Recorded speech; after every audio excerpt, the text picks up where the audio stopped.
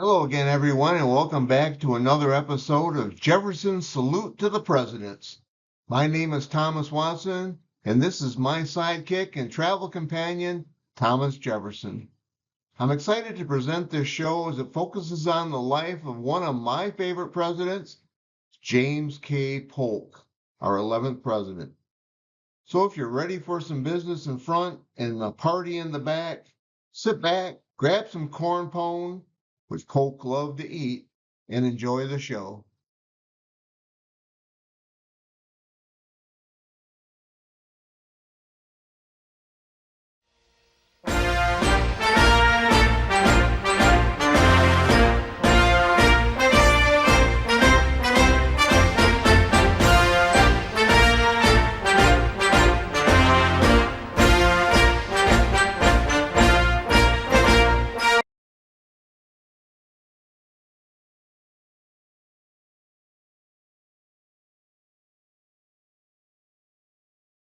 James Knox Polk was born on November 2nd, 1795, in a log cabin once located on 150 acres of land owned by Samuel and Jane Polk. This log cabin I'm standing on was a replica and erected in 1964 on the original Polk property.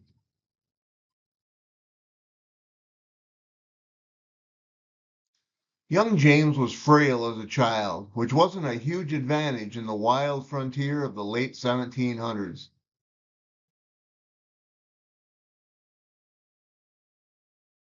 Today, the President James K. Polk State Historic Site occupies roughly 21 of the original 150 acres and consists of a visitor center, museum, several replica log buildings, and the birth site marker.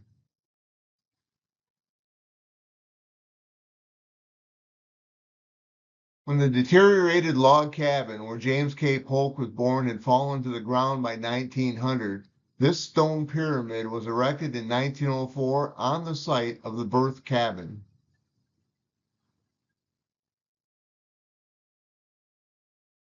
The future president lived with his parents at this site until he was 10 years old.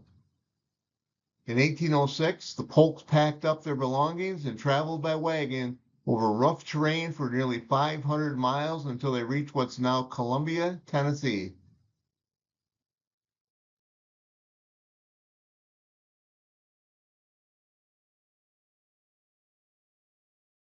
After Samuel Polk moved his family from North Carolina to Tennessee, he spent time clearing land for his new home, which was built in 1816.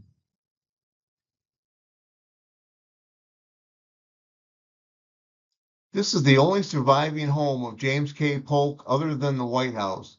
James lived in this home until his marriage in 1824.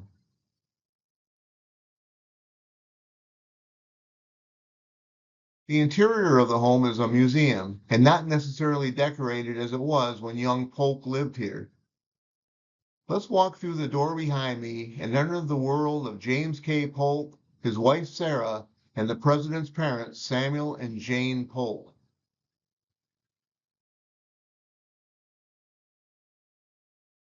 This grandmother clock, which now stands in the main entryway of the Polk ancestral home, once belonged to James and Sarah Polk, and it came from historic Polk Place.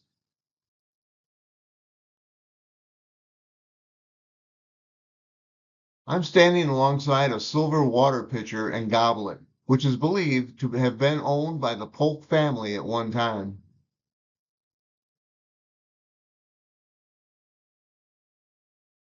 The parlor of the Polk home featured furniture used by President Polk in the executive mansion, including this table I'm standing on and the love seat and chair behind me.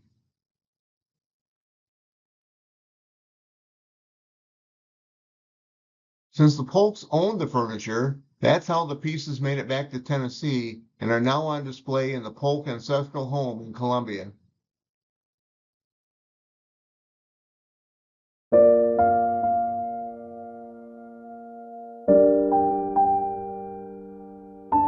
The pianoforte behind me was originally purchased by Joel Childress, the father of Sarah Polk, for use by his two daughters. Sarah loved to play this pianoforte, which ultimately ended up at Polk Place and then was brought to Columbia in the early 1900s.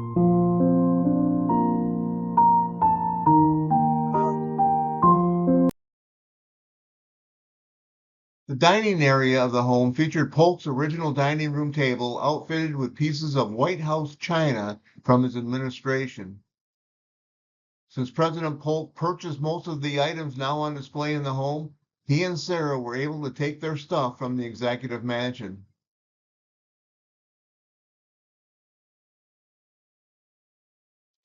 The secretary desk behind me was owned by Samuel Polk and filled with books given to James by his father. The chair in the corner was used by James Polk in his Columbia law office.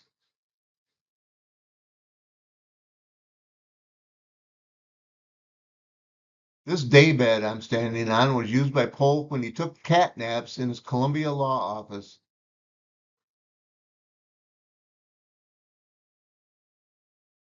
President Polk loved this bed and brought it with him to Washington.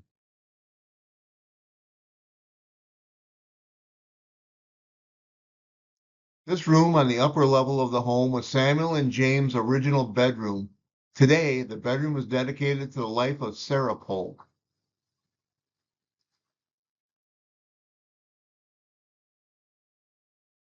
This detached brick kitchen was constructed on the foundation of the original building, and some of the walls and floor were from the original kitchen.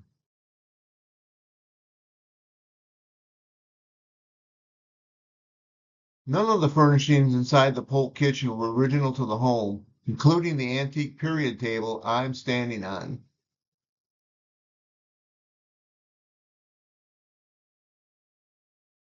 The well-groomed landscape garden behind me was located just south of President Polk's sister's house. Some of the masonry statues and other decorative items came from Polk Place.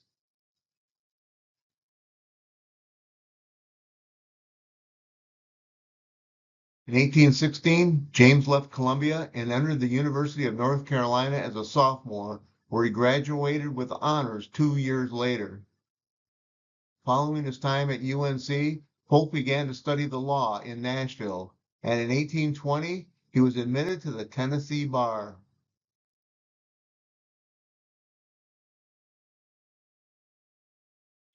Polk was 28 when he married 20-year-old Sarah Childress on January 1st, 1824, at her parents' plantation home near Murfreesboro, Tennessee.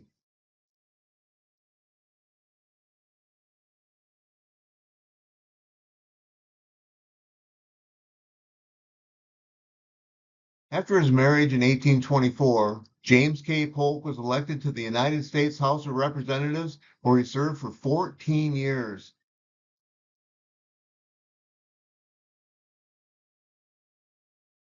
Not only was Polk a huge disciple of Andrew Jackson, the congressman's first major speech on March 13, 1826, was centered on his belief the Electoral College should be abolished and the president should be elected by the popular vote.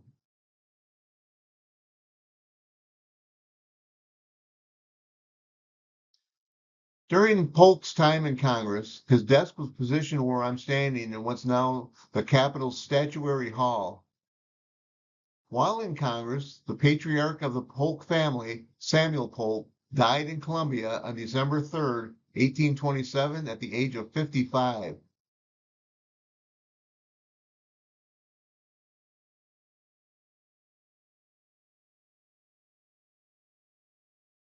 This is Greenwood Cemetery in Columbia, where Samuel Polk was laid to rest following his death on December 3rd, 1827.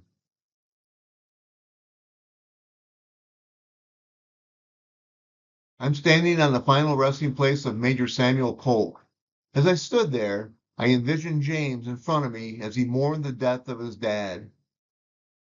The sarcophagus to my immediate right contained the remains of the president's mother, Jane, who died on January 11th, 1852. Jane Polk outlived her famous son by a little over 3 years.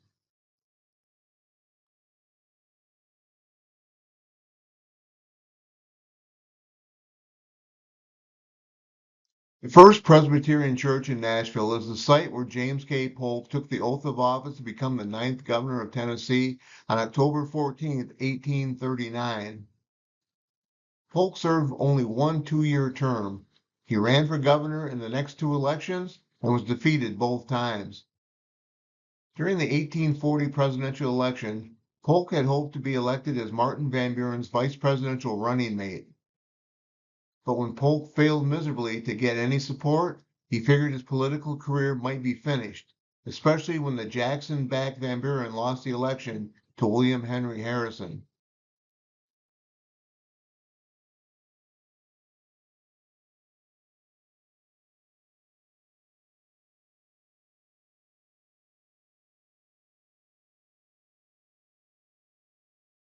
Polk mounted a political comeback during the presidential election of 1844 when he defeated Henry Clay 170 to 105 in the Electoral College.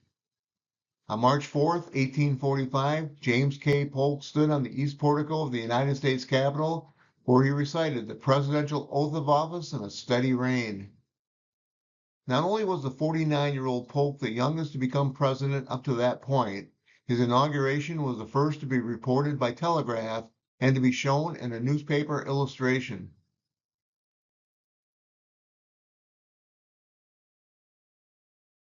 The inauguration of James K. Polk, March 4, 1845.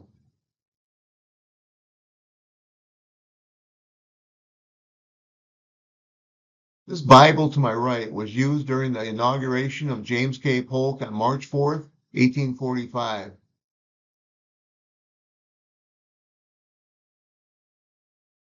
Since President Polk had vowed he would serve only one term, he immediately went to work on his 4 defined goals once he settled into the executive mansion.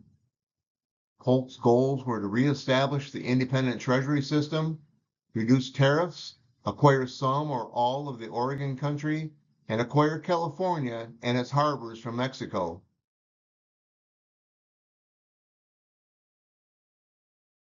First Lady Sarah Polk.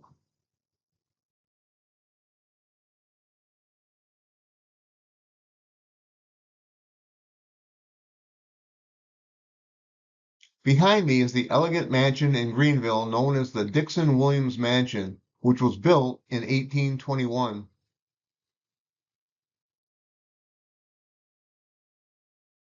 During his presidency, James K. Polk often stopped at this home on travels to and from Washington, where he visited Dr. Alexander Williams, who had 2 brothers serving in Congress.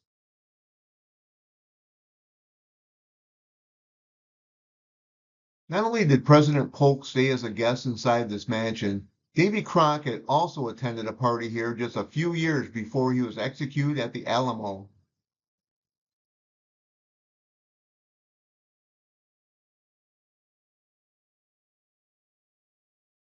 When Texas became a state on December 29, 1845, Polk threatened war with Great Britain over his next target, the Oregon country.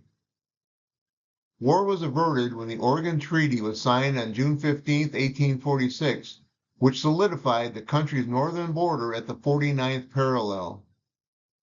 But Polk wasn't finished. He continued the concept of manifest destiny along the southern border when he insisted land from New Mexico to the California coast be purchased from Mexico. But the country of Mexico wasn't on board. On April 25, 1846, the Mexican-American War began after President Polk sent General Zachary Taylor to Texas as a show of force 9 months earlier. The war lasted for nearly 2 years, but when the smoke cleared, President Polk had established the southern border all the way to the Pacific Ocean. When the treaty was signed on February 2, 1848, Polk paid Mexico $15 million for the land acquired during the hostilities.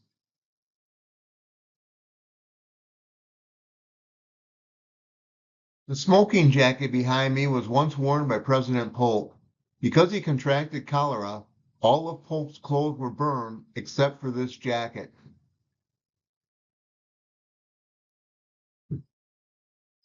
Having fulfilled his 4 major goals during his presidency, Polk honored his pledge and did not seek re-election in 1848. Although Polk supported Senator Lewis Cass during the '48 campaign, General Zachary Taylor won the election. The outgoing president had a low opinion of Taylor, saying the general was someone with poor judgment and lacked experience with important public matters. Nevertheless, Polk observed tradition and welcomed President-elect Taylor to Washington before he vacated the executive mansion for good on March 3, 1849. During his incredible administration, 3 states were admitted to the Union. Texas became a state in 1845, Iowa in 1846, and Wisconsin was admitted in 1848 as our 30th state. Following the inauguration of President Taylor, James and Sarah Polk left Washington and embarked on an extensive month-long Southern States tour. Their tour, which was a celebration of a successful 4 years in office, was scheduled to take the Polks from Washington down the Atlantic seaboard, along the Gulf states to New Orleans, then up the Mississippi River to Tennessee.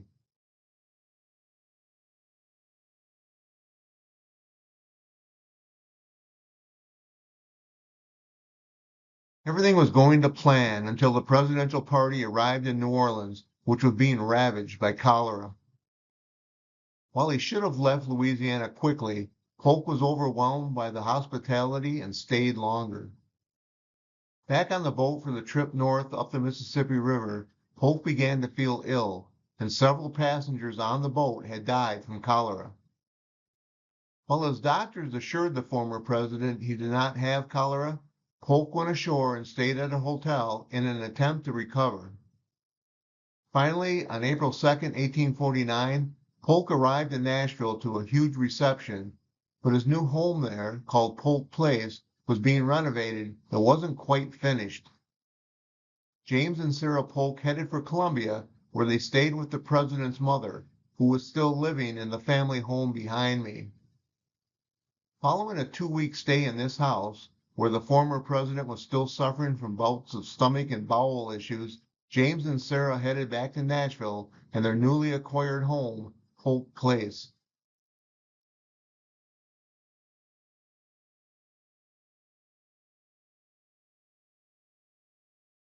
I'm at the site where Polk Place once stood in Nashville. Built in 1820 and originally called Grundy Place after its owner Felix Grundy, Polk purchased the home in 1847 while he was president. When the Polks arrived at Polk Place in late April 1849, James and Sarah had planned to live out the rest of their lives in retirement there.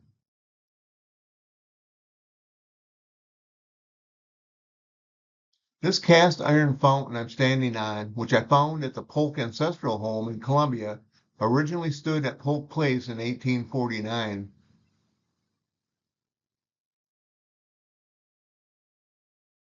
As I dodged the water drops from the fountain, I thought about the possibility that President Polk saw this very fountain when he moved into Polk Place.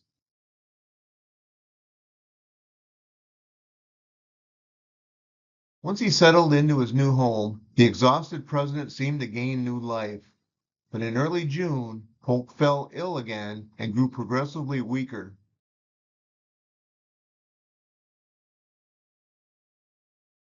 Polk Place once stood on the ground where I'm standing. As he laid in bed here, the president looked at his wife and said, "I love you, Sarah. For all eternity, I love you." Those were his last words. On June 15, 1849, the 53-year-old James K. Polk succumbed to cholera at his new home.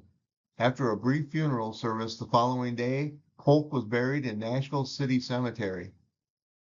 When the cholera epidemic subsided in Nashville, Polk's body was disinterred on May 22, 1850, and moved to the grounds of Polk Place, where it remained for the next 43 years.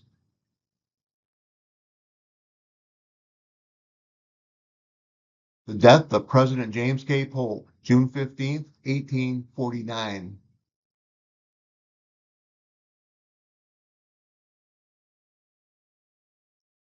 The McKendree Methodist Church in Nashville was constructed on the site of the original church where Polk's funeral was held on June 16, 1849. That historic church was destroyed by fire in 1879.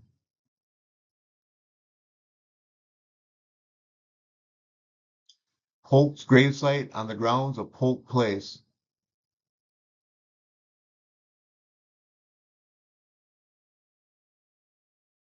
On September 19th, 1893, President Polk's remains and the memorial I'm standing on were moved from Polk Place to the grounds of Tennessee's State Capitol Building in Nashville.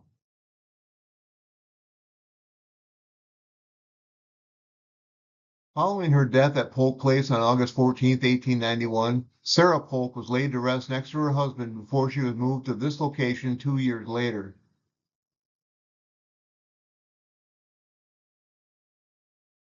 After his body was moved twice, President James K. Polk has rested in peace at this spot since 1893. But in 2017, a bill was passed in the Tennessee House of Representatives to move Polk's tomb to his ancestral home in Columbia. The following year, Tennessee's Senate rejected the bill by 1 vote. So for now, the final resting place of James K. Polk and his wife Sarah will remain in Nashville.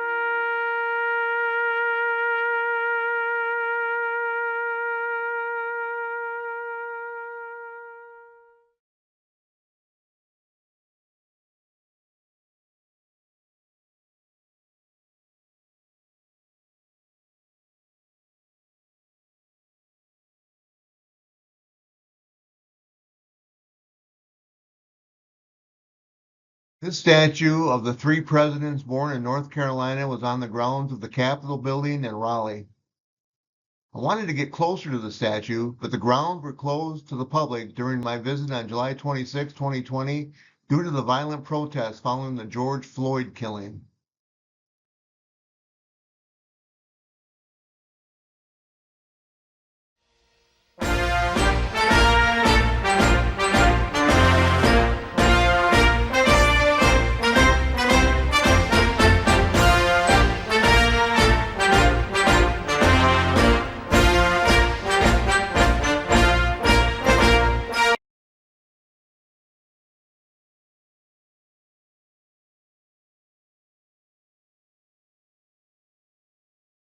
Well, that's it for another episode of Jefferson's Salute to the Presidents. Did you enjoy the corn pone? Yeah, I didn't think so. That's a Southern thing. But if you like this show and learn something about President Polk, please subscribe to our channel and hit that like button. And please feel free to leave us a comment. I'll reply to everyone who writes. Our next show will focus on the life of Old Rough and Ready, our 12th president, Zachary Taylor. Jefferson and I hope you'll tune into that episode. Thank you for watching, and see you soon.